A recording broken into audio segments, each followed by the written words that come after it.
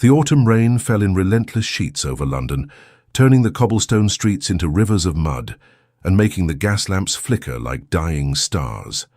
Inside the grand ballroom of Harrington House, however, the glittering assembly of England's finest nobility remained blissfully insulated from the tempest outside, their jewels catching the candlelight as they waltzed and gossiped with equal enthusiasm. Lady Delilah Montfort stood near one of the tall windows, her gloved fingers unconsciously tracing patterns on the cool glass as she watched the rain streak down the panes. At 23, she was considered a beauty even in a room full of beautiful women. Her auburn hair was arranged in an elegant coiffure that allowed soft curls to frame her heart-shaped face, and her gown of ivory silk embroidered with delicate silver thread complemented her porcelain complexion and unusual violet-blue eyes. "You look positively melancholy, sister," came a familiar voice beside her. "Surely the spectacle of London's most eligible bachelors making fools of themselves should provide some amusement." Delilah turned to see her elder brother, Philip Montfort, the Marquis of Ashford, regarding her with that particular expression of brotherly concern that always made her feel simultaneously protected and suffocated.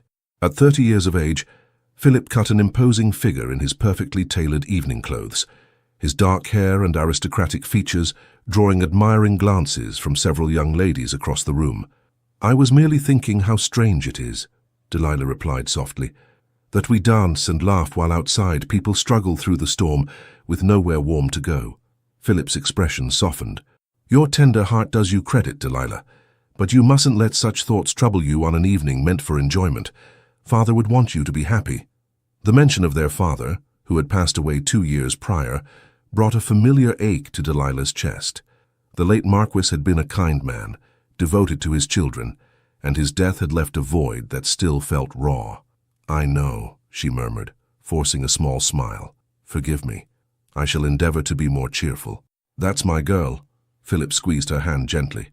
"Now I believe Lord Hartley is approaching with the clear intention of requesting your next dance. Try not to discourage the poor fellow entirely. He's harmless enough, even if he does prose on about his hunting dogs."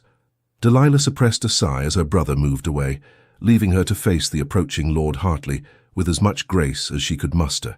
But before the gentleman could reach her, a sudden hush fell over the ballroom, not complete silence, but a noticeable drop in conversation, like a wave of whispers moving through the crowd. She turned toward the entrance, her curiosity piqued, and felt her breath catch in her throat. A man stood at the top of the grand staircase, surveying the assembly with an expression of cool indifference that somehow commanded attention more effectively than any dramatic entrance could have done. He was tall, well over 6 feet, with broad shoulders that filled out his perfectly cut black evening coat. His hair was dark as midnight, worn slightly longer than current fashion dictated, and his face possessed the kind of stark, masculine beauty that seemed carved from granite. High cheekbones, a strong jaw, and a mouth that looked as though it had forgotten how to smile.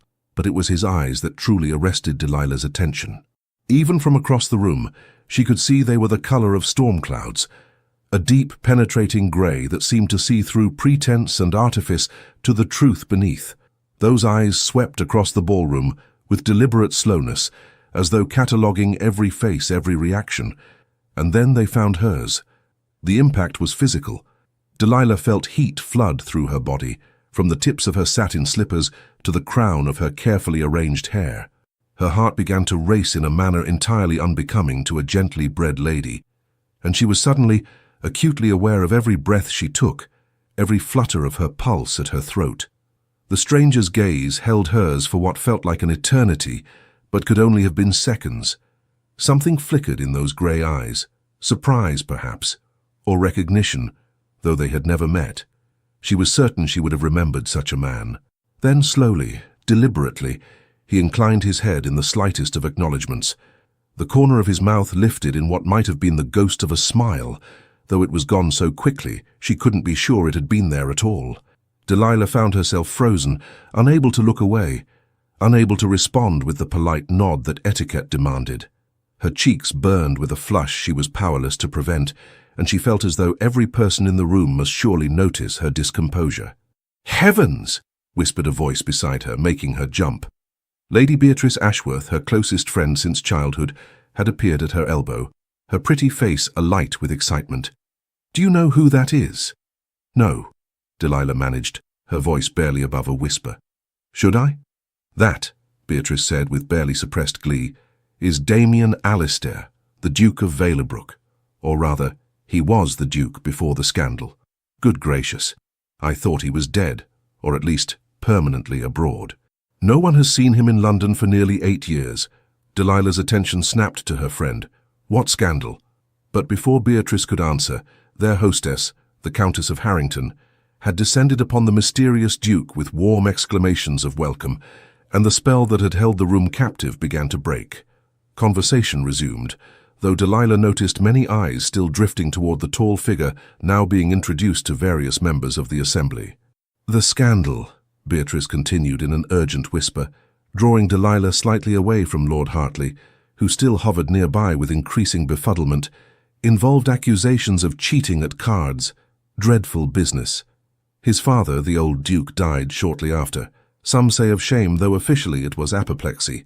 Young Damien disappeared immediately after the funeral. No one knew what became of him. "How terrible," Delilah murmured, her eyes drawn inexorably back to the Duke despite her best efforts. He was speaking with the Countess now, his manner polite but distant, and she found herself wondering what those 8 years of exile had been like. What could bring a man back after such disgrace? "They say he went to India," Beatrice added, clearly relishing her role as purveyor of gossip. "Made an enormous fortune there through trade and investments. There were rumors of, well, less respectable pursuits as well. Gambling houses, prize-fighting rings, that sort of thing, though of course no one knows for certain." Delilah barely heard her friend's words. Across the crowded ballroom, the Duke of Valebrook had turned his attention from the Countess and was once again looking directly at her. This time his gaze was even more intense, more searching, as though he were trying to solve some puzzle that she represented. "He's coming this way," Beatrice hissed, gripping Delilah's arm with barely contained excitement. "Oh my word, he's actually walking toward us." Indeed, the Duke had begun to move through the crowd with the focused determination of a predator stalking prey. People stepped aside to let him pass, some with expressions of curiosity, others with barely concealed hostility. Delilah noticed several gentlemen exchange dark looks, and she saw Lord Pemberton actually turn his back as the Duke approached.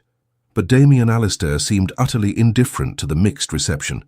His eyes never left Delilah's face, and she felt her pulse hammering so loudly in her ears that she was certain everyone around her must hear it. He stopped before her and executed a bow that was flawlessly correct, yet somehow managed to convey a certain sardonic amusement at the formality of it all. "Forgive my presumption," he said, and his voice was like dark velvet, deep and rich with an undertone of something dangerous. "But I find I cannot spend another moment in this assembly without making your acquaintance. I am Damien Alistair, Duke of Valebrook." Up close, he was even more overwhelming. He stood so near that Delilah could smell the subtle scent of sandalwood and something else. Something wild and untamed that spoke of distant places and dangerous adventures. His grey eyes, which she had thought cold from across the room, now seemed to burn with an intensity that stole the very breath from her lungs. She began, then had to pause to steady her voice. "I am Lady Delilah Montfort, Your Grace. This is my dear friend, Lady Beatrice Ashworth." She saw something flash across his face at the mention of her surname, something dark and almost painful, but it was gone so quickly she might have imagined it. "Lady Delilah," he repeated, and the way he said her name sent shivers down her spine. "Would you do me the very great honor of granting me the next dance?" It was an audacious request. They had no proper introduction, and given the whispers about his past, accepting his invitation would certainly cause talk. The sensible thing, the proper thing, would be to politely decline. But Delilah found herself utterly incapable of being sensible. Something in his eyes, a vulnerability buried deep beneath the dangerous exterior, a loneliness that called to something in her own soul, made refusal impossible. "I would be delighted, Your Grace," she heard herself say, and placed her gloved hand in his outstretched palm. The moment their hands touched, even through the barrier of their gloves, Delilah felt a jolt of electricity that seemed to race through her entire body. From the way Damien's eyes widened fractionally, she knew he had felt it too. He led her onto the dance floor just as the orchestra began a waltz. The dance was still considered slightly scandalous in some circles due to the close proximity it required, but Delilah couldn't bring herself to care about propriety as Damien's hand settled at her waist and drew her into the first turn. "You dance beautifully, my lady," he said, his voice low enough that only she could hear it beneath the swell of music. "As do you, Your Grace," she replied, though in truth she was barely aware of the steps. Her entire consciousness seemed focused on the points where their bodies touched, his hand at her waist, her hand in his, the scant inches that separated them as they moved together. "I must confess," Damien continued, and she heard a note of something almost like wonder in his voice, "I did not expect to find you here tonight." "Did you expect to find someone else, then?" Delilah asked, surprised by her own boldness. A shadow crossed his face. "I expected to find enemies and ghosts," he said quietly. "I did not expect to find this." "And what is this, Your Grace?" He was silent for a moment, his grey eyes searching hers with an intensity that made her feel as though he could see into her very soul. When he finally spoke, his voice was rough with emotion. "I have spent 8 years hardening my heart, Lady Delilah, 8 years learning to feel nothing but cold purpose. And yet one look across a crowded room has undone all of that work in an instant. I do not know what to call this feeling, but it terrifies me far more than anything I faced in my exile." Delilah's breath caught. No gentleman had ever spoken to her with such raw honesty, such unguarded emotion. "I feel it too," she whispered, barely aware that she was speaking. "From the moment our eyes met, I felt as though something fundamental had shifted in the world." "Then we are both in grave danger," Damien said, and there was genuine anguish in his voice now. "For I have come here tonight not for pleasure, but for justice, and you, Lady Delilah Montfort, are connected to a man I have sworn to destroy." The music seemed to fade as the full import of his words sank in. "What do you mean?" she asked, though a cold dread was already forming in her stomach. Before Damien could answer, another voice cut through the moment like a knife. "Remove your hands from my sister at once, Valabrook." Delilah turned to see Philip striding toward them, his face dark with fury. The music continued, but other dancers were beginning to notice the confrontation, slowing in their steps to watch. Damien released Delilah immediately and stepped back, though his eyes never left Philip's face. The expression Delilah saw there made her blood run cold. It was pure, undiluted hatred, barely leashed, and all the more terrible for its control. "Ashford," Damien said, his voice now utterly devoid of the warmth it had held moments before. "How pleasant to see you after all these years." "You have no business here," Philip said, positioning himself protectively between Damien and Delilah. "No business in this house, and certainly no business dancing with my sister." "On the contrary," Damien replied with deadly calm, "I have every right to be here. My title has been restored, my reputation, such as it was, rebuilt through years of hard work. As for dancing with your sister, the lady herself granted me permission. Or do you now make decisions for her as well?" "How dare you?" Philip began, his hand moving toward his glove, and Delilah realized with horror that he was about to issue a challenge to a duel. "Stop it!" she cried, stepping between them. "Both of you, stop this at once. Philip, we are causing a scene. And Your Grace, if you have some grievance with my brother, this is neither the time nor the place to pursue it." She could feel the eyes of the entire ballroom upon them now. The orchestra had fallen silent, and the whispers were rising like a tide.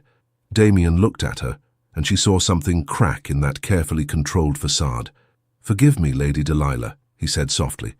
"I never meant to distress you, but your brother and I have unfinished business from years past.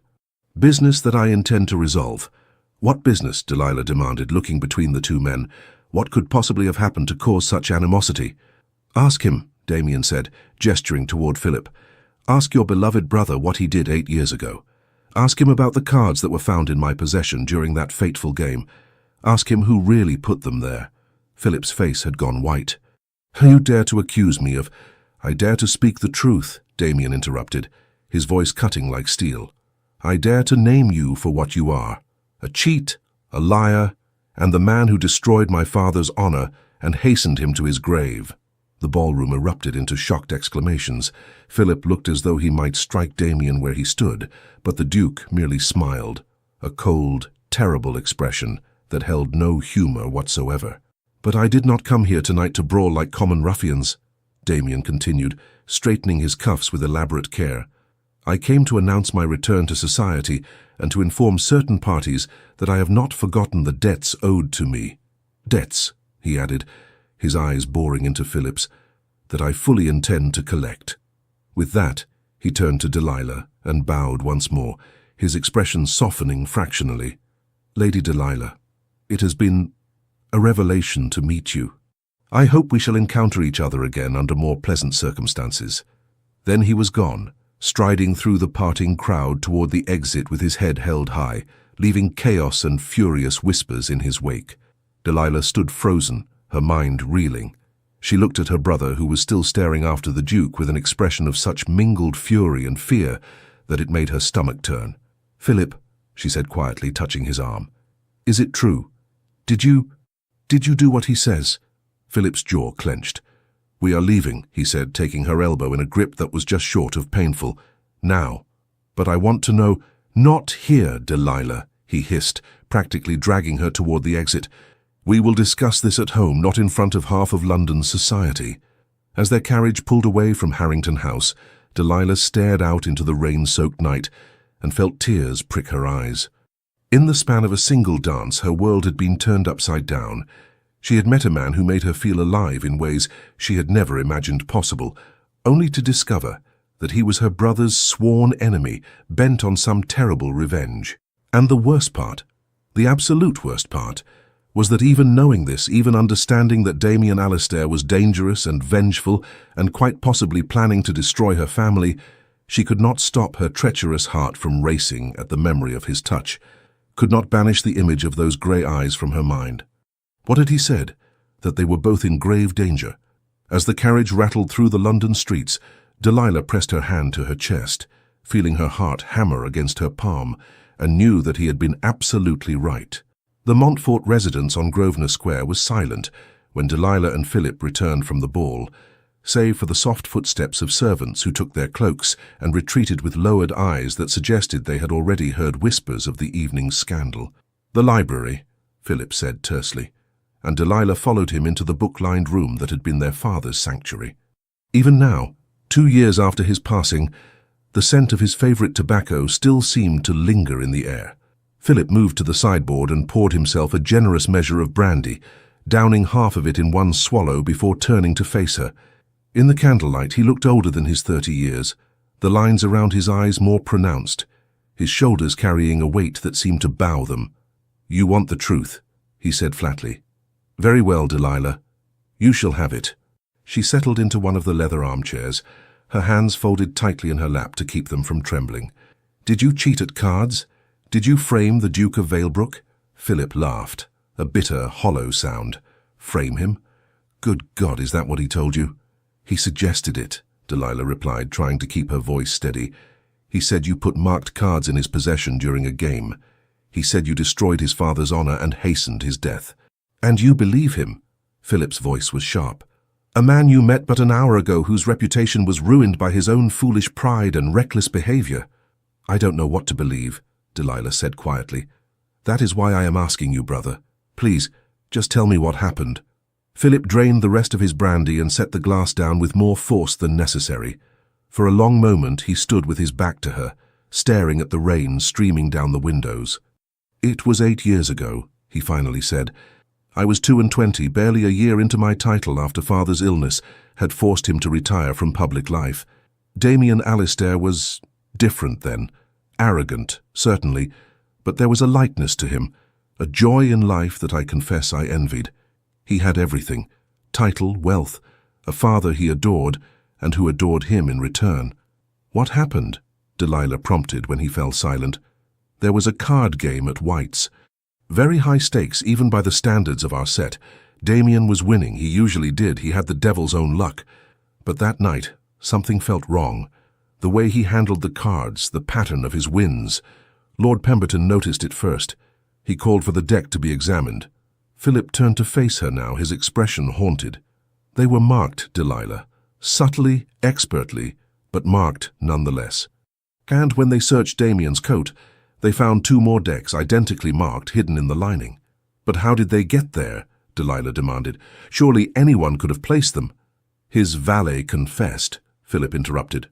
Under questioning, the man admitted that Damien had ordered him to prepare the decks to sew the secret pocket in his coat. There were witnesses, documentation, everything required to prove the matter beyond doubt. Delilah's mind was racing. But Damien claimed you were responsible. Of course he did, Philip said wearily. He stood to lose everything, his reputation, his honor, his father's respect. Rather than accept the consequences of his actions, he lashed out, made wild accusations against anyone he could think of. He claimed I had bribed his valet, that I had orchestrated the entire affair out of jealousy. Were you jealous? The question slipped out before Delilah could stop it. Philip's expression hardened. Perhaps. Does that make me a villain? Damien Alistair had never known hardship, never struggled, never watched a parent waste away from illness while the bills mounted and the vultures circled. Yes, I resented his easy charm, his effortless success. But I did not cheat, and I certainly did not frame an innocent man. He moved closer, crouching beside her chair so he could look directly into her eyes. Delilah, I loved our father. When he died, it nearly destroyed me. Do you truly believe I could deliberately drive another man's father to his grave out of petty spite? Delilah looked into her brother's eyes so like her own, and saw genuine pain there, genuine conviction. But she also remembered the way Damien had looked at her, the raw anguish in his voice when he spoke of his father's death. I don't know what to believe, she whispered. One of you is lying. But which one? Then believe the evidence, Philip said urgently. Believe the testimony of a dozen witnesses, the confession of the valet, the marked cards themselves. Damien Alistair was guilty, Delilah. His own actions condemned him. The only reason he's back in London now, flaunting himself at society balls, is because he made a fortune in India, probably through equally questionable means, and money has a way of washing away even the darkest stains. He stood abruptly, pacing to the fireplace. He's dangerous, sister. Whatever he said to you tonight, whatever spell he tried to weave, you must stay away from him. He wants revenge, and he'll use anyone and anything to get it, including an innocent young woman who happens to be his enemy's sister. The words struck Delilah like a physical blow. Was that all she had been to Damien during their brief dance? A means to an end, a weapon to be wielded against Philip. But no, she had seen his face when their eyes first met across the ballroom. That surprise, that wonder had been genuine. She was certain of it, wasn't she? I'm going to bed, she said quietly, standing. This has been overwhelming. Philip caught her hand as she moved toward the door. Promise me, Delilah. Promise you'll stay away from him. She looked at her brother, her protector, her only living family, and felt torn between loyalty and this wild, inexplicable pull toward a man who was, by all accounts, her enemy. I promise to be careful, she said at last, which was not quite the promise he had asked for, but all she could give. That night, sleep eluded her. She lay in her bed, listening to the rain drum against the windows, and her mind replayed every moment of her encounter with Damien Alistair, the intensity of his gaze, the gentleness of his touch, the raw emotion in his voice when he spoke of the feeling between them. And then his final words, "You, Lady Delilah Montfort, are connected to a man I have sworn to destroy." Could a man intent on revenge feel the kind of connection she had felt? Could hatred and whatever this was coexist in the same heart? She didn't know, but as dawn began to break over London, painting the rain-washed sky in shades of pearl and rose, Delilah made a decision. She would not simply accept either man's version of events. She would seek the truth for herself, no matter where it led. 3 days passed before Delilah saw Damien Alistair again, 3 days during which she made careful inquiries among her acquaintances, gathering fragments of information about the scandal that had driven him from London. The story, she discovered, was more complex than either man had presented it. Yes, the marked cards had been found. Yes, the valet had confessed. But the valet himself had disappeared shortly after giving his testimony, and rumors suggested he had come into a considerable sum of money around the same time. Moreover, several gentlemen who had been present that night admitted, in private, that the evidence had seemed almost too perfect, too conveniently arranged. The thing is, Lady Beatrice confided during an afternoon call, her voice dropping to a conspiratorial whisper, My cousin was there that night, and he said Lord Pemberton seemed almost gleeful when the cards were discovered, as though he had been expecting it. And you know Pemberton and your brother were thick as thieves back then. Are they still close? Delilah asked, trying to sound merely curious rather than desperately interested. Oh, less so now. Pemberton moved to his country estate a few years ago, after some unpleasantness with debts. But back then, yes, they were practically inseparable. The information churned in Delilah's mind as she and Beatrice walked through Hyde Park, their maids trailing at a discreet distance. It was one of those crisp autumn days when the sun broke through the clouds in shafts of golden light, and the fallen leaves crunched satisfyingly beneath their boots. They were discussing the upcoming Devonshire ball when Beatrice suddenly gripped Delilah's arm. "Don't look now," she hissed, "but the Duke of Valebrook is riding this way. Good heavens, he cuts a fine figure on horseback." Of course, Delilah looked immediately.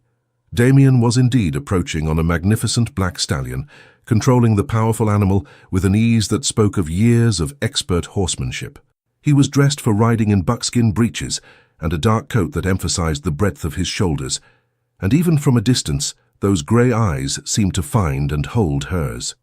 "Lady Delilah," he said, bringing his mount to a halt and dismounting in one fluid motion. "Lady Beatrice, what a pleasant surprise." "Your Grace," Delilah managed, acutely aware of her racing pulse. "I trust you are well?" "Well enough," he replied, and she caught the double meaning in his words, the unspoken acknowledgement of the turmoil that had followed their dance.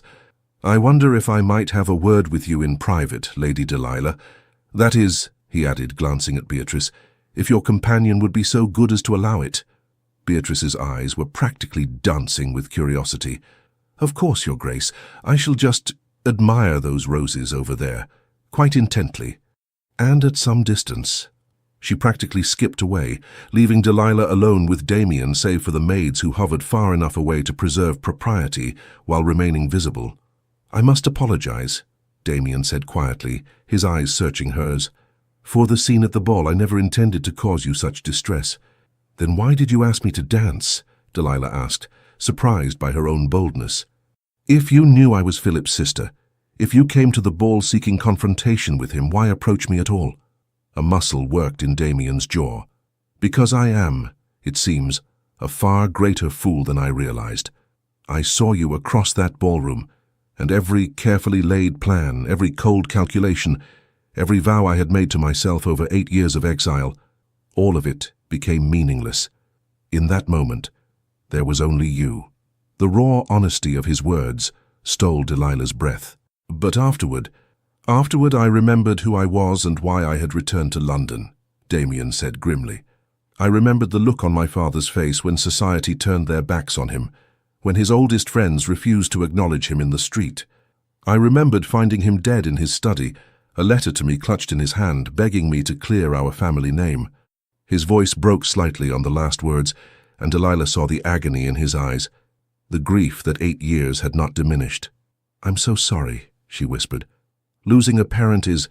I know how it feels to carry that pain." "Then you understand why I cannot simply forget," Damien said. "Why I must see justice done."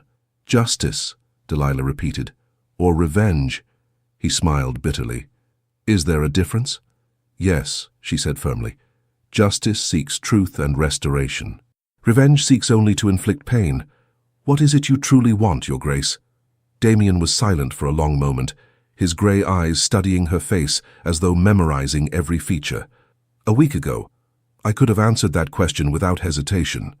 Now," he shook his head, "now I find myself questioning everything." "My brother says you were guilty," Delilah said, watching his reaction carefully. "He says there were witnesses, evidence, a confession. And do you believe him?" "I want to believe him," she admitted. "He is my brother, my protector, but—" "But?" Damien prompted. "But I have also made inquiries of my own, and I have found that the truth of that night is perhaps not as clear as either of you would have me believe." Something flickered in Damien's expression. Respect, perhaps, or hope. "You are investigating?"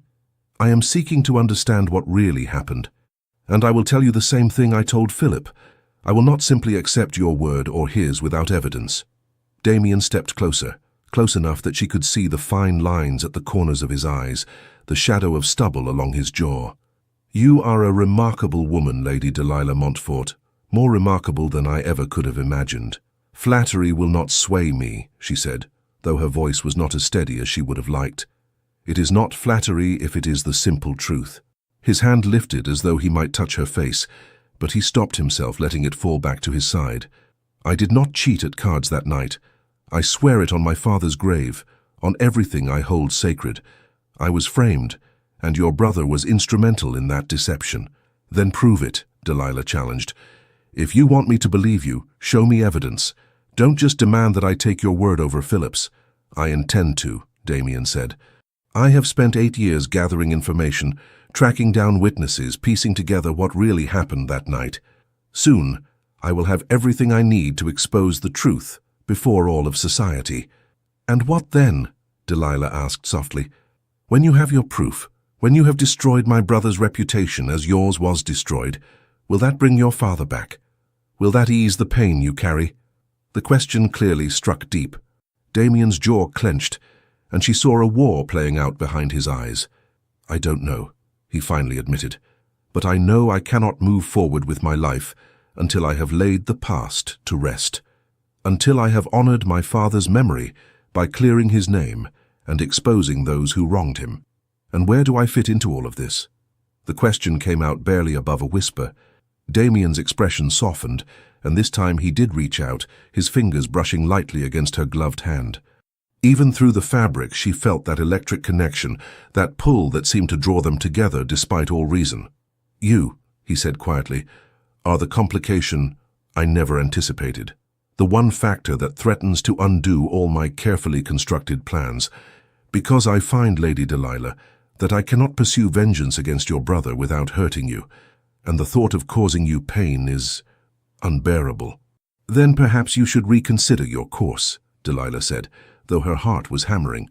"Perhaps there is another way to clear your father's name without destroying my family." "Is there?" Damien asked. "Can you suggest such a way?" Delilah thought of Philip's face when he had spoken of their father, the genuine pain she had seen there. Whatever had happened 8 years ago, she did not believe her brother was entirely villain or Damien entirely victim.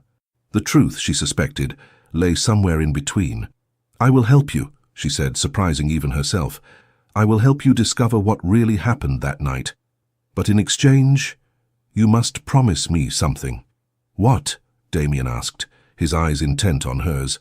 "That whatever we discover, you will pursue justice rather than revenge, that you will not seek to destroy Philip simply for the sake of destruction, and that you will give me time to speak with him, to try to find a resolution that does not tear apart everything I hold dear." It was a bold proposition, and she saw Damien wrestle with it. She was asking him to trust her, to delay his revenge, to place his faith in the sister of the man he believed had ruined his life. "Why would you do this?" he asked finally. "Why help me when it could cost you your brother's affection, your place in society, everything you know?" Delilah met his gaze steadily. "Because I believe in truth, because I loved my father, and I see that same love for your father in your eyes, and I understand what that loss means, and because—" She paused, gathering her courage. "Because whatever this feeling is between us, I cannot simply ignore it, even if I should." A slow smile spread across Damien's face, the first genuine smile she had seen from him, and it transformed his austere features into something almost boyish, achingly vulnerable. "Very well, Lady Delilah," he said softly. "You have yourself an accord.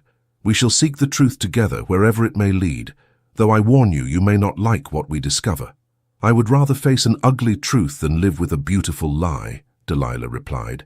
"Then we are of one mind," Damien said. He raised her hand to his lips and pressed a kiss to her gloved knuckles, a gesture that was perfectly proper, yet somehow felt scandalously intimate. "Until we meet again, my lady." As Delilah watched him mount his horse and ride away, she felt Beatrice materialize at her elbow. "Well," her friend demanded, "what did he say? What happened? Good gracious, Delilah, the way he looked at you. I thought he might carry you off on his horse then and there." "We are going to find the truth," Delilah said, still watching Damien's retreating figure. "About what happened 8 years ago. About who was really responsible for his ruin." "Are you mad?" Beatrice gasped. Delilah, that could destroy your brother. Or it could exonerate him, Delilah countered. Either way, I must know. I cannot build any future, with Damien or anyone else, on a foundation of lies and unanswered questions. Beatrice squeezed her hand. Then I shall help you, whatever you need, wherever this investigation leads. Though I confess, I'm rather hoping it leads to you becoming a duchess. The Duke of Velbrook is devastatingly attractive when he smiles. Despite everything, Delilah laughed. But as they turned to leave the park, she felt the weight of what she had undertaken settling on her shoulders. She had promised to help Damien uncover the truth, but she had also promised Philip she would be careful. She could only pray that when all was revealed, there would still be a way to bridge the chasm between the two men and to follow her heart without betraying her family. The investigation began in earnest the following week.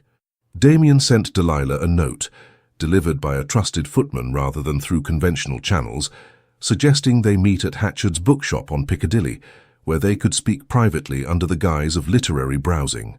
Delilah arrived with Beatrice as her chaperone, though her friend was more than happy to lose herself in the latest Gothic novels, while Delilah made her way to the history section where Damien waited.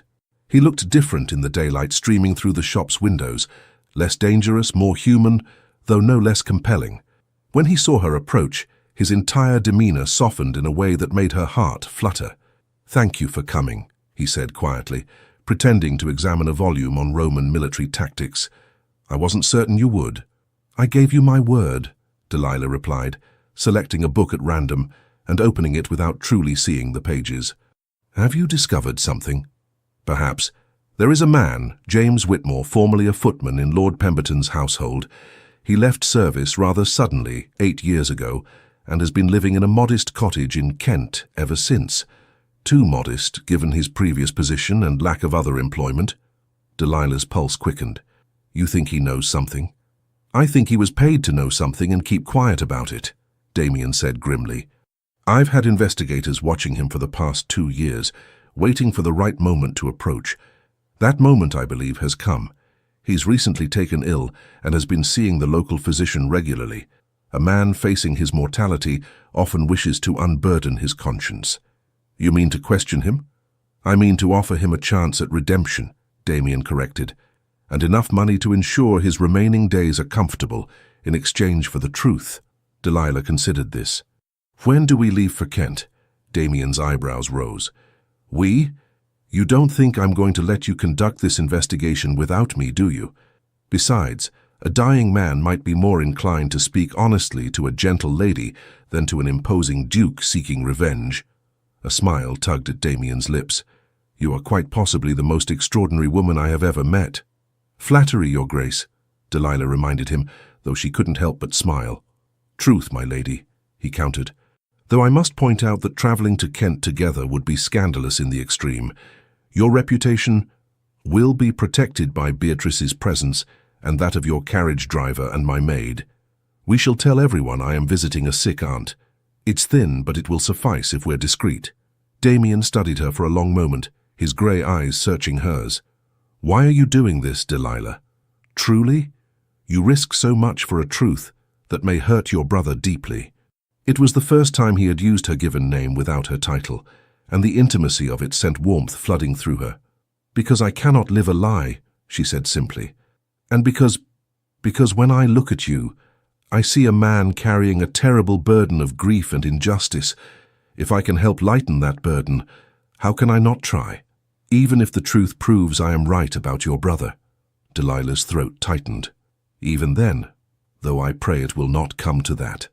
They arranged to depart 2 days hence, which gave Delilah time to prepare her deception. She told Philip she would be visiting the Ashworth country estate for a week. Beatrice's parents were conveniently abroad, making the lie difficult to verify, and packed a modest trunk with the help of her lady's maid, Martha, who was loyal and discreet. The morning of their departure was grey and cold, with fog rolling through the London streets like ghostly fingers. Damien's carriage was unmarked and elegant, drawn by 4 perfectly matched horses, and he handed both ladies into it with careful courtesy. But once they were underway, with Martha dozing in the corner and Beatrice pretending to read while actually watching them with keen interest, the careful distance evaporated.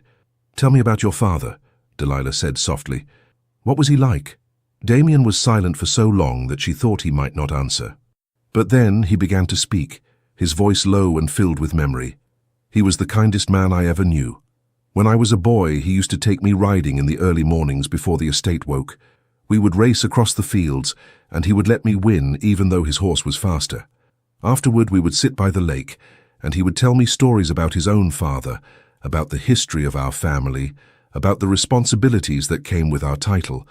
Damien's expression grew distant, lost in the past. He taught me that privilege meant obligation, that our wealth and position existed not for our own comfort, but so we could help those less fortunate. He established schools on our estates, improved the workers' cottages, made sure no tenant went hungry in hard times. He sounds wonderful, Delilah murmured. He was. And when the scandal broke, when society turned on us, it destroyed him. Not because he cared about his own reputation, but because he believed I had betrayed everything he taught me. He died thinking his only son was a cheat and a liar. Damien's voice cracked, and Delilah saw him swallow hard, fighting for composure. Without thinking, she reached across the carriage and took his hand. This time neither of them wore gloves, and the contact of skin against skin was electric. "I'm so sorry," she whispered. "To lose a parent is terrible enough, but to lose them believing the worst of you, I cannot imagine such pain." "Tell me about your father," Damien said, his fingers tightening around hers. "Please, I would like to know." So Delilah spoke of her own father, his gentle humor, his love of books, his pride in his children. She spoke of watching him decline, of the illness that had stolen his strength bit by bit, until the vibrant man she knew was just a shadow. "At the end, he made Philip promise to always protect me," she said. "I think that's why my brother is so intense about keeping me safe. He sees it as his sacred duty, the last promise he made to our father." "Which makes me the enemy," Damien said quietly. "A threat to both you and him." "Not a threat," Delilah corrected, "just complicated." They fell into silence, but their hands remained joined. Across from them, Beatrice had given up all pretense of reading and was watching them with unabashed fascination. "This is absurdly romantic," she declared, "like something from one of my novels. Star-crossed lovers, family feuds, mysterious investigations in the countryside. All we need is a highwayman attack to make it perfect." "Please don't wish for such things," Martha said, rousing from her apparent sleep. "I have no desire to be robbed, thank you very much." Despite the tension, they all laughed, and the mood in the carriage lightened. Damien began telling stories of his years in India, the heat and chaos of Calcutta, the breathtaking beauty of the Taj Mahal, the adventures and misadventures that had helped him build his fortune. "I lived a dozen different lives in those 8 years," he said, "some of them not entirely respectable. I gambled, I fought, I made deals with merchants and maharajas. I did whatever was necessary to survive and prosper." "Did you enjoy it?" Delilah asked. "The adventure, the freedom?" "Parts of it," Damien admitted. "There was something liberating about being stripped of everything, title, reputation, home, and having to build myself anew.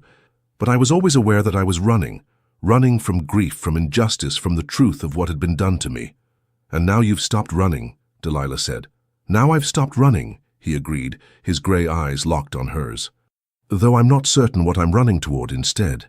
The words hung in the air between them, weighted with possibility and danger. They reached the village in Kent by late afternoon. The cottage where James Whitmore lived was modest, but well-maintained, with a neat garden and smoke curling from the chimney. Damien helped the ladies from the carriage, and they approached the door together. A middle-aged woman answered their knock, her expression wary when she saw the quality of their clothing. "We're here to see Mr. Whitmore," Damien said gently. "We understand he's been unwell. We've come as old acquaintances, bearing news he may wish to hear." The woman, Whitmore's sister as it turned out, hesitated, but something in Damien's manner must have reassured her. She led them into a small sitting room where a thin, grey-haired man sat in a chair by the fire, a blanket across his lap, despite the warmth. James Whitmore's eyes widened when he saw Damien. "Your Grace," he whispered, and there was fear in his voice, but also something else. Relief, perhaps. "Mr. Whitmore," Damien said, settling into a chair across from the older man, while Delilah and Beatrice remained standing. "I believe you know why I've come." "I wondered if you would," Whitmore said quietly. 8 years I've waited, expecting you to appear at my door. 8 years of this weight on my conscience. Then let us ease that weight, Damien said. Tell me the truth about what happened the night of that card game. Tell me who paid you to lie and why. Whitmore's hands trembled. You must understand I was desperate. My mother was ill, needed expensive physicians. Lord Pemberton offered me more money than I could earn in 10 years of service if I would just help him with a small matter. What small matter? Delilah asked gently, moving closer. Whitmore looked at her, then back at Damien. He wanted me to plant marked cards in your coat, Your Grace, and when the time came to swear that you had ordered me to do it, that you had planned the whole scheme. The words fell like stones into a still pond, sending ripples of shock through the room. Why? Damien asked, his voice tightly controlled. Why did Pemberton want to destroy me? It wasn't just about you, Whitmore said miserably. It was about money, huge sums of money. Lord Pemberton was drowning in gambling debts, had been for years. The Marquis of Ashford, your brother, he added, looking at Delilah, had loaned him money, quite a lot of it. But Pemberton couldn't pay it back. He needed a way to wipe the debt clean. Delilah's blood ran cold. What do you mean? The Marquis was young, newly into his title, and desperate to establish himself among his peers. Pemberton convinced him that if they could remove the Duke of Valebrook from society, there would be opportunities. The Duke's investments, his properties, his business ventures, everything would be up for acquisition. They could divide the spoils and use the profits to settle Pemberton's debts. And Philip agreed to this, Delilah asked, her voice barely above a whisper. Whitmore looked pained. I don't know all the details of their arrangement, my lady. I only know what Pemberton told me, that the Marquis had provided the marked decks, had helped plan the timing of the revelation, that they were partners in the enterprise. Damien had gone very still, his face carved from stone. And my valet? The one who confessed? Bribed, just as I was. Paid handsomely and sent abroad with enough money to live comfortably for the rest of his days. Whitmore's eyes filled with tears. I'm sorry, Your Grace, I'm so terribly sorry. I knew it was wrong, but my mother... I convinced myself that you were rich, that you could weather the scandal, that no real harm would be done. But when I heard your father had died, when I realized what we'd truly cost you... He broke off, coughing, and his sister hurried to bring him water. Why didn't you come forward? Damien asked. If your conscience troubled you so much, why maintain the lie all these years? Fear, Whitmore said simply. Pemberton made it clear that if I ever spoke the truth, I would have an accident, a fatal one. And the Marquis, he had the power and influence to make me disappear without anyone asking questions. I was a coward, Your Grace. I chose my own life over your honor, and I've paid for that choice every day since. Silence fell over the room. Delilah felt as though the ground had dropped out from beneath her feet. Philip, her kind, protective brother, had been part of a conspiracy to destroy an innocent man for profit. I'll swear to all of this, Whitmore said. Before a magistrate, before anyone you choose. I'm dying anyway. The physician says I have perhaps 3 months remaining. I'd like to meet my maker with a clean conscience, even if it means facing earthly punishment first. Damien stood abruptly and walked to the window, staring out at the fading light.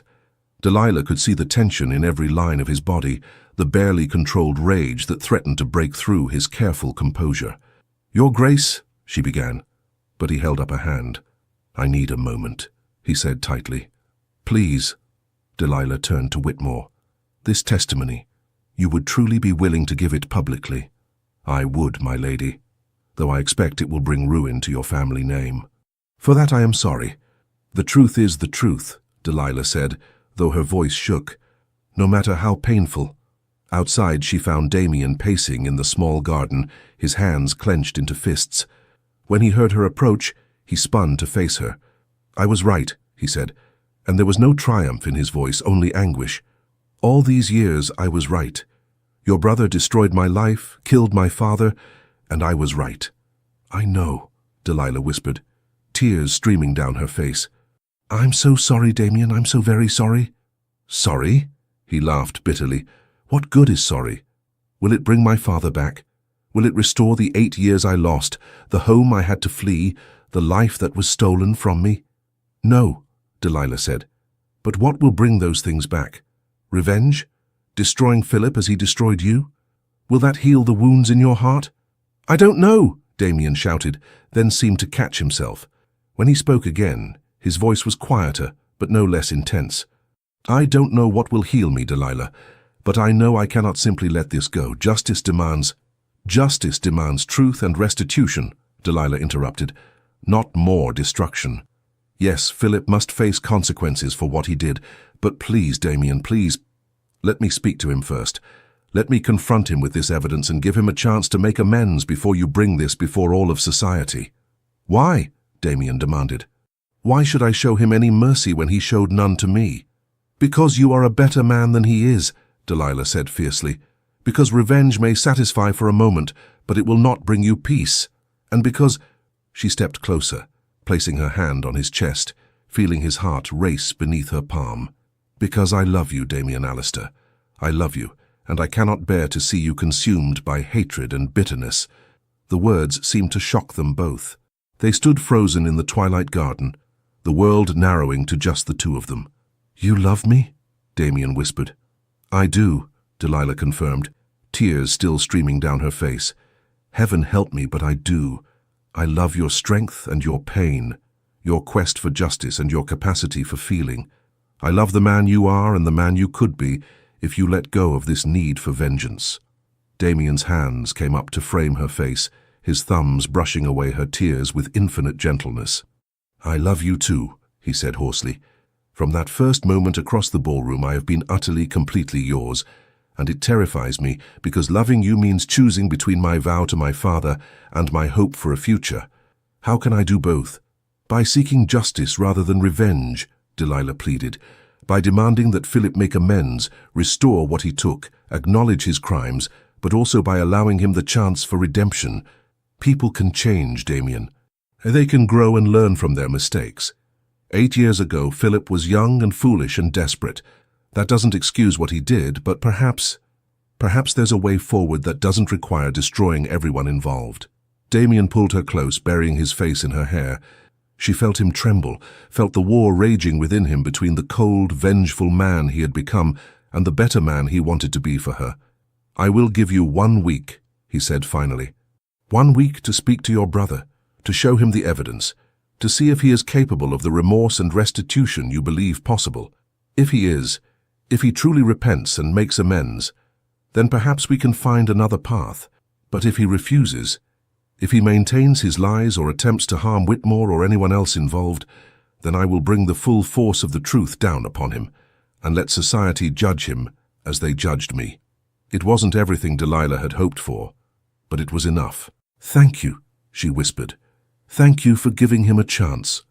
I'm not doing it for him, Damien said. I'm doing it for you, for us, for the possibility of a future where I am not defined by my past. He kissed her then, gentle and desperate and full of promise. When they finally broke apart, both were breathless. We should return to London, Delilah said. I need to speak with Philip as soon as possible. The journey back was silent, each of them lost in thought. But as London's lights began to appear in the distance, Damien took Delilah's hand once more. Whatever happens, he said quietly, know that you have changed me, that loving you has already given me something I thought lost forever, hope. Delilah squeezed his hand, praying that hope would be enough to carry them through the storm that was coming. Delilah returned to Grosvenor Square late that evening, her mind churning with how to approach Philip. She found him in the library as she had expected, reviewing estate accounts by candlelight. Delilah, he looked up with surprise and relief. I thought you were at the Ashworth estate. When did you return? Just now, she said, closing the door behind her. And I need to speak with you about something of grave importance. Something in her tone made Philip set down his pen. What's happened? Are you all right? I'm fine, Delilah said, settling into the chair across from his desk. But I need you to tell me the truth about something, Philip. The whole truth with no evasions or half-truths. His expression became guarded. About what?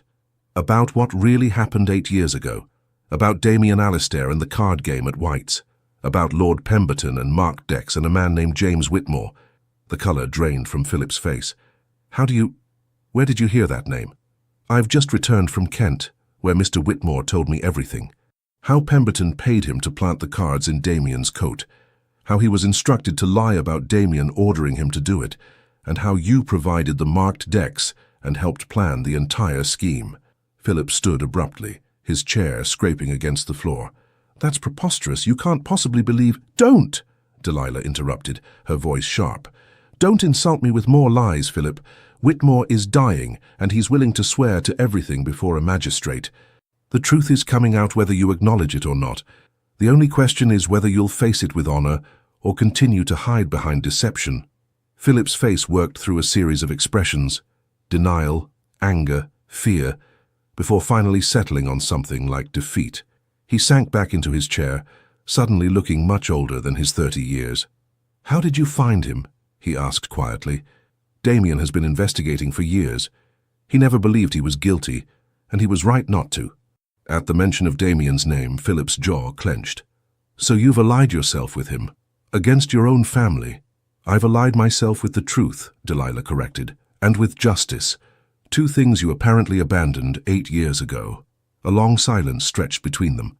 Finally, Philip spoke, his voice heavy with exhaustion. You want to know what happened? Very well. I'll tell you. He poured himself a generous measure of brandy and drank deeply before continuing. When Father fell ill, I inherited not just his title but also his debts. Debts I hadn't known existed, hidden away in ledgers he never shared with me. We were on the brink of ruin, Delilah. The estate, this house, everything. It would have all been lost. So you conspired to ruin an innocent man? Delilah asked, unable to keep the disgust from her voice. I conspired to save our family, Philip shot back. Pemberton came to me with a plan. Valebrook was rich, successful, and arrogant. If we could discredit him, his business ventures would fail. His properties could be purchased cheaply, and we could rebuild our fortune. It seemed victimless. A few years of social exile for Valebrook, financial salvation for us. Victimless? Delilah's voice rose.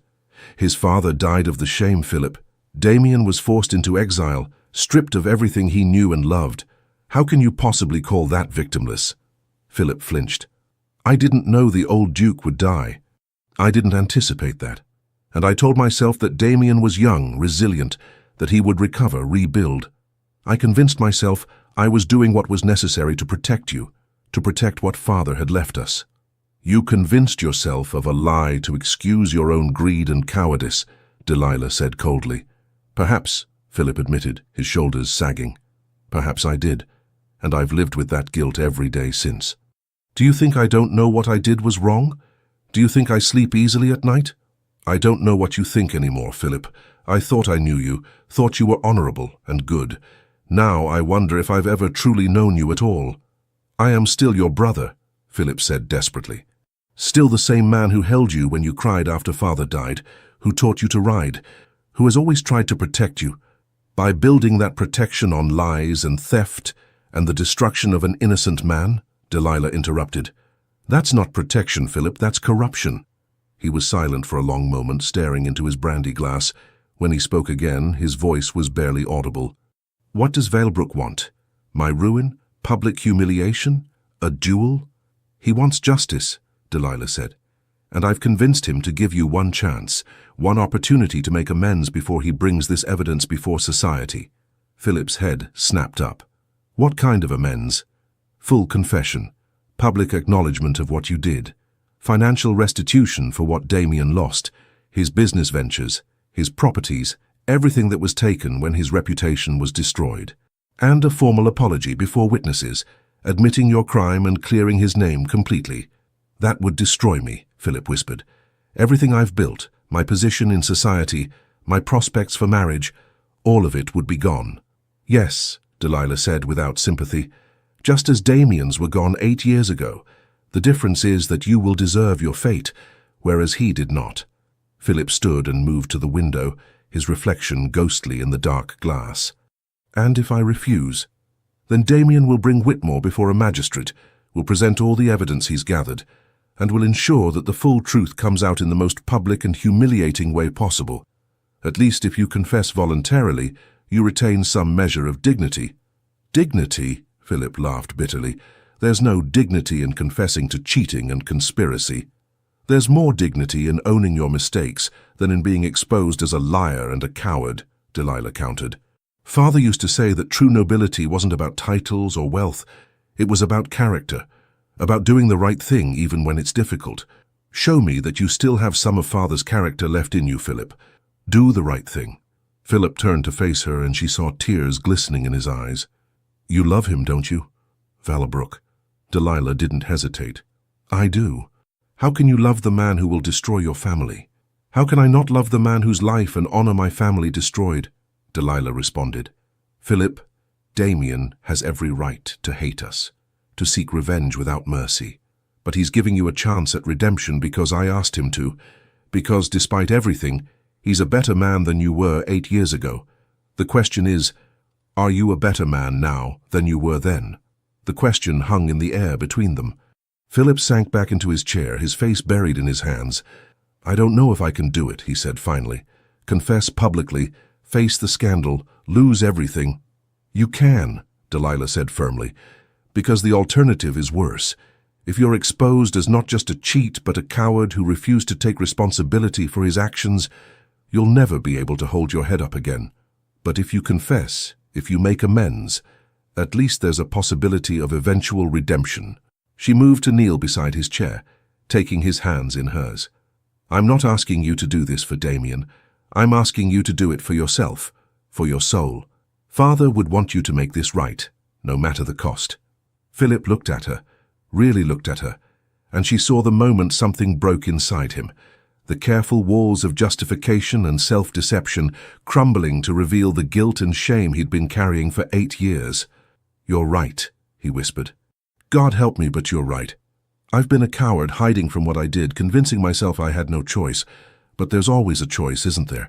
I chose wrong 8 years ago, and I've been choosing wrong ever since by maintaining the lie. Then choose right now, Delilah urged. It's not too late, Philip. It's never too late to do the right thing. He squeezed her hands tightly. If I do this, if I confess and make amends, will you forgive me? Delilah felt tears sting her eyes. Eventually, yes. But you need to forgive yourself first, and you need to earn Damien's forgiveness through your actions, not just your words. Philip nodded slowly. Very well. Tell Valbrook I'll meet with him. Tomorrow, if he wishes. I'll do what needs to be done. Relief flooded through Delilah. Thank you, brother. Thank you for finding the courage to do what's right. Don't thank me yet, Philip said with a sad smile. I haven't actually done anything yet except agree to ruin myself. You've done more than that, Delilah said. You've chosen honor over comfort. That's no small thing. The meeting was arranged for the following afternoon at Damien's townhouse in Mayfair. Delilah insisted on being present, and after some argument both men agreed. She arrived early and found Damien in his study, staring out the window with that same haunted expression she had seen so often. He's agreed to confess, she said without preamble, to make full restitution and clear your name publicly. Damien turned to face her, and she saw a complex mix of emotions in his grey eyes. Satisfaction, yes, but also uncertainty, and something that looked almost like disappointment. Why does it feel hollow? He asked quietly. I've spent 8 years wanting this moment, planning for it, dreaming of the day when the truth would come out and justice would be served. But now that it's here, I feel empty. Delilah moved to stand beside him, taking his hand. Because revenge never fills the void left by loss. You wanted your father's honor restored, and it will be. You wanted acknowledgement of the wrong done to you, and you'll have it. But none of that will bring your father back or return those 8 years you lost. Then what will? Damien asked, turning to face her fully. What's the point of any of this if it doesn't heal the wounds? You will heal the wounds, Delilah said softly, by choosing to move forward rather than remain trapped in the past, by building a new life with new purpose and new love. Damien pulled her into his arms, resting his forehead against hers. You're my new life, Delilah. You're the only thing that makes any of this bearable. Then let this be an ending, she urged. Let Philip's confession and restitution be the final chapter of this old story, so we can begin writing a new one, together. Before Damien could respond, the butler announced Philip's arrival. Delilah felt Damien tense, saw his expression shift to something harder, more controlled. Philip entered the study looking as though he hadn't slept all night. His cravat was slightly askew, his hair less perfectly arranged than usual, and there were dark circles beneath his eyes. But he held himself upright, his shoulders back as he faced the man he had wronged. "Your Grace," he said formally, with a bow that was correct but not deferential. "Thank you for agreeing to see me." "Ashford," Damien replied, his voice cool, "my understanding is that you have something to say to me." Philip glanced at Delilah, who gave him an encouraging nod. He took a deep breath and began. 8 years ago, I conspired with Lord Pemberton to destroy your reputation through false accusations of cheating at cards. I provided the marked decks, helped plan the timing of their discovery, and allowed an innocent man to be ruined for my own financial gain. The words seemed to cost him dearly, and Delilah saw his hands trembling slightly. But he continued, his voice growing stronger. "My actions led to your exile and to the death of your father, the late Duke. No apology can undo that harm. No restitution can restore what you lost. But I am here to acknowledge my crimes, to clear your name completely, and to make whatever amends are within my power." Damien remained silent, his grey eyes fixed on Philip's face with an intensity that was almost predatory. "I will make a full public confession," Philip continued. "I will restore to you the business ventures and properties that were taken when your reputation was destroyed. I will personally ensure that every member of the Ton knows the truth of what happened, and that you were innocent of all charges." "Why?" Damien asked abruptly. "Why now, after 8 years of silence? What has changed?" Philip's eyes flicked to Delilah again. "My sister helped me see that I've been living a lie, that the guilt and shame I've carried have poisoned everything good in my life. I can't undo the past, but I can face it honestly and try to build something better going forward." "How very noble of you," Damien said, and there was a bitter edge to his voice. "Tell me, Ashford, if Delilah hadn't uncovered the truth, would you have ever come forward? Or would you have been content to let me carry the stain of your crime for the rest of my life?" Philip flinched but didn't look away. "Honestly, I don't know. I'd like to think I would have eventually found the courage to confess, but I can't say that with certainty. I was a coward 8 years ago, and I remained one until my sister forced me to confront what I'd done." "At least you admit it," Damien said. He moved to his desk and pulled out several documents. "These are the papers detailing the properties and business ventures I want restored. The total value is approximately £50,000. Can you manage it?" Philip went pale, but nodded. "It will require selling some properties and taking on debt. But yes, I can manage it." "Good. I also want a written confession, signed and witnessed, detailing exactly what you did, and exonerating me completely. That confession will be presented to the membership committee at White's and to the editors of the major newspapers." "You'll have it," Philip agreed. "And finally," Damien continued, his voice hardening, "I want your word that you will never attempt to interfere in my relationship with your sister, that you will not try to prevent our marriage or turn Delilah against me." Philip's jaw clenched, but he nodded. "You have my word, though I reserve the right to challenge you to a duel if you ever cause her pain." Despite everything, Damien's lips twitched in what might have been the ghost of a smile. "Fair enough. I would expect no less from a brother." The tension in the room eased fractionally. Philip pulled out a folded piece of paper from his coat. "I've already prepared a draft of the confession," he said, handing it to Damien. "My solicitor has reviewed it to ensure it's legally sound. All it needs are the signatures of witnesses." Damien read through the document carefully, and Delilah saw his expression shift as he absorbed the full scope of Philip's admission. When he looked up, there was something new in his eyes, not forgiveness exactly, but perhaps a grudging respect. "This will destroy your reputation," he said quietly. "You understand that?" "I do," Philip replied, "but it's no less than I deserve. And perhaps in time, if I live honorably from this point forward, I can rebuild something worth having." Damien was silent for a long moment, studying the man who had once been his enemy. Then he set down the confession and extended his hand. "I cannot say I forgive you, Ashford. The wounds are too fresh, the loss too great, but I can acknowledge that what you're doing now takes courage. Perhaps that's a start." Philip took his hand and they shook, not as friends, but as two men beginning the difficult process of moving forward from a shared tragedy. "For what it's worth," Philip said quietly, "I am truly sorry. Not just for what happened to you, but for what happened to your father. He was a good man and he didn't deserve to die believing his son had dishonored him. Damien's jaw worked, and Delilah saw the sheen of tears in his eyes. No, he didn't. Thank you for saying that. The formal business concluded, Philip turned to leave. But at the door he paused and looked back at his sister. I hope he makes you happy, Delilah. Truly. Despite everything, I can see that you love him.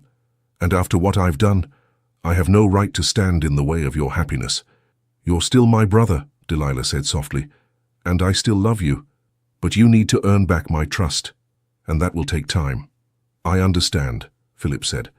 I'll spend however long it takes proving that I can be the man Father raised me to be. After he left, Delilah and Damien stood in silence for a long moment. Then Damien pulled her into his arms, holding her so tightly she could barely breathe. Is it really over? He whispered into her hair. Can I truly let go of the anger and the need for revenge? It's over, Delilah assured him. Justice has been served. The truth will come out, and your father's name will be cleared. Now you can heal. Now we both can. Damien pulled back just enough to look into her eyes. Marry me, Delilah. I know it's too soon. I know society will gossip, but I cannot spend another day without knowing you'll be mine. Marry me and help me build a life worth living. Yes, Delilah said, tears of joy streaming down her face. Yes, 1,000 times yes. He kissed her then, deep and tender and full of promise. And in that kiss, Delilah felt the weight of the past finally beginning to lift, making way for a future bright with possibility. 3 months later, the scandal that erupted when Philip's confession became public was every bit as devastating as he had feared. Society was shocked, outraged, and endlessly fascinated by the revelation that one of their own had conspired to destroy an innocent man. Philip faced it all with quiet dignity, refusing to make excuses or seek sympathy. He paid the restitution to Damien, sold properties to cover the debts, and accepted his social exile without complaint. But he also found unexpected allies. Several gentlemen who had themselves been victims of false accusations came forward to support him, praising his courage in confessing.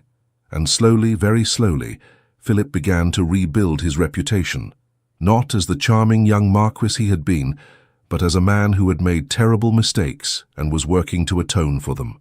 Damien's name was completely cleared, and Whites formally reinstated his membership with a public apology. Several of his former business partners reached out to renew their associations, and the investments he had made in India began to pay extraordinary dividends. But more than any of that, he had Delilah. They were married in a small ceremony at the Valbrook country estate, with only close friends and family in attendance. Philip gave his sister away with tears in his eyes, and Beatrice served as Delilah's witness, practically bursting with delight at having predicted the romantic outcome from the very beginning. As Damien and Delilah exchanged their vows in the estate chapel where his parents had been married, he felt his father's presence not as a weight of obligation or guilt, but as a blessing. He had honored his father's memory by seeking justice and truth. Now he could honor it further by building a life of purpose and love. The reception was held in the gardens, and as the summer sun began to set, Damien led his new wife away from the celebration to walk beside the lake where he had once ridden with his father. I used to think revenge would bring me peace, he said, his arm around Delilah's waist. But it was love that healed me. You healed me, Delilah. We healed each other, she corrected, resting her head against his shoulder. How you taught me that truth and justice matter, even when they're difficult, and I taught you that forgiveness and moving forward matter too. They stood in comfortable silence, watching the light dance on the water. Then Delilah smiled and placed her hand on her still flat stomach. I have something to tell you, she said softly. The physician confirmed it this morning. We're going to have a child. Damien's breath caught. He turned to face her fully, his hands framing her face with infinite tenderness. A child, he repeated wonderingly. Our child. Yes, Delilah laughed through happy tears. A new beginning, a new life. Everything we've both hoped for. Damien dropped to his knees, pressing his forehead against her stomach. I swear to you, he said, his voice thick with emotion, I swear to our child that I will be the father my father was, that I will teach our son or daughter about honor and love, and the courage to do what's right even when it's hard.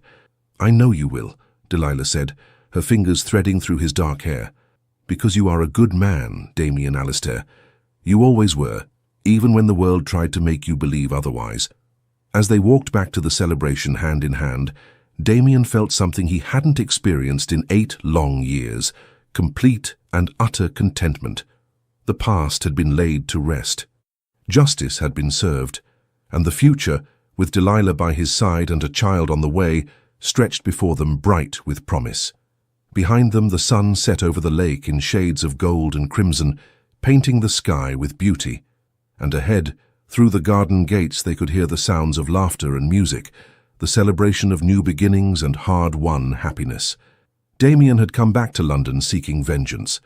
Instead, he had found something infinitely more valuable: redemption, love, and the peace that comes from letting go of hatred and embracing hope.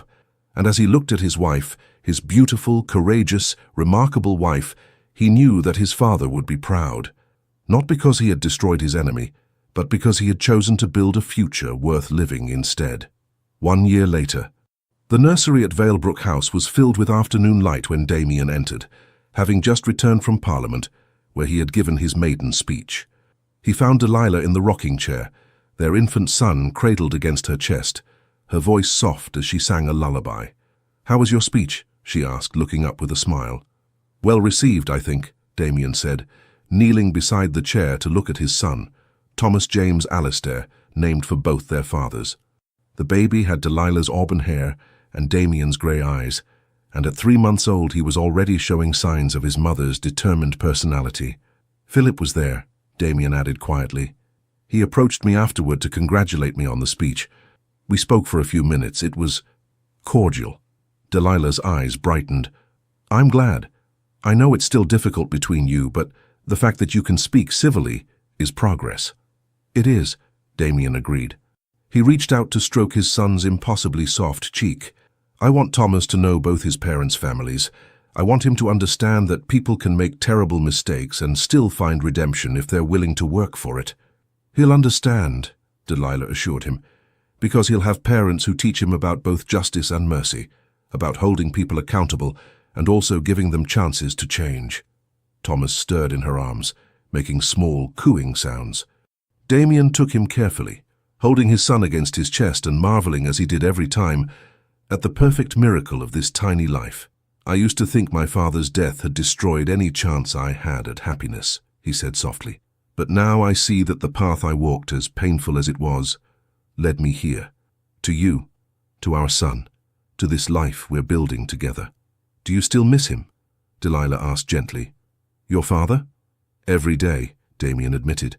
"But I think he would be proud of the man I've become, not because I got revenge, but because I learned to let go of hatred and choose love instead." He looked down at his son, whose grey eyes were beginning to drift closed. "And I promise you, Thomas, that I will be the father to you that mine was to me. I will teach you honor and kindness, justice and mercy. I will show you that true strength lies not in vengeance, but in forgiveness, not in holding grudges, but in building bridges." Delilah stood and wrapped her arms around both of them, creating a circle of warmth and love.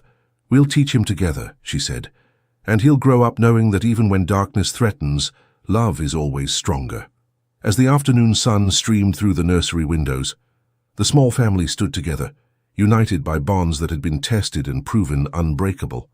Damien had returned to London seeking to destroy his enemy, but in the process he had found something infinitely more precious: a love worth fighting for, a family worth building, and the peace that comes from choosing hope over hatred.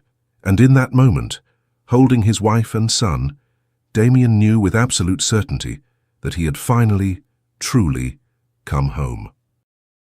The end. Dear listener, as you reach the end of Damien and Delilah's journey, I want you to take a moment and breathe deeply. Let their story settle into your heart. Damien spent 8 years carrying the weight of injustice, planning revenge that he believed would bring him peace. Perhaps you too have carried hurts from years past, betrayals by people you trusted, losses that still ache in the quiet hours of the night. But here is the truth: holding on to bitterness is like drinking poison, and expecting the other person to suffer. Those 8 years didn't hurt the people who wronged Damien. They only imprisoned him, keeping him trapped in the worst moment of his life.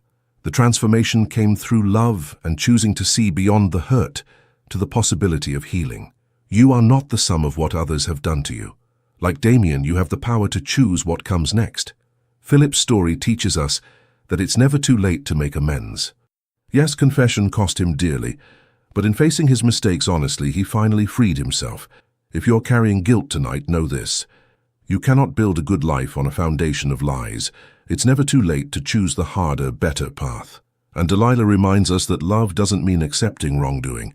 It means standing courageously between justice and revenge, demanding truth without destroying relationships. To you who have lived long enough to collect both wounds and wisdom, you have earned the right to let go, to release the grievances you've carried for decades. You deserve to sleep peacefully, to wake without that familiar weight of old anger pressing on your chest. As you prepare to sleep tonight, imagine laying down 3 heavy stones. The first stone is the injustice done to you. It happened, it was wrong, but it no longer has to define you.